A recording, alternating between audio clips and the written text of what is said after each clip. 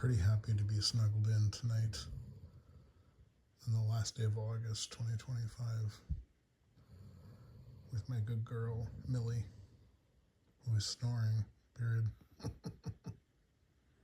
She is so wonderful and so beautiful, and I brushed her tonight.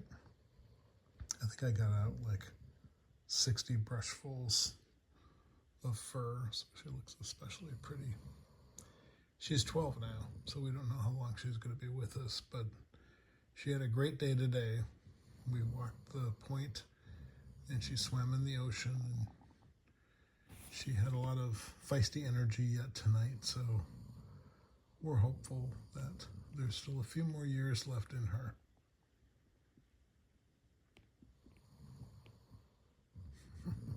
I hope the audio is picking up those snores.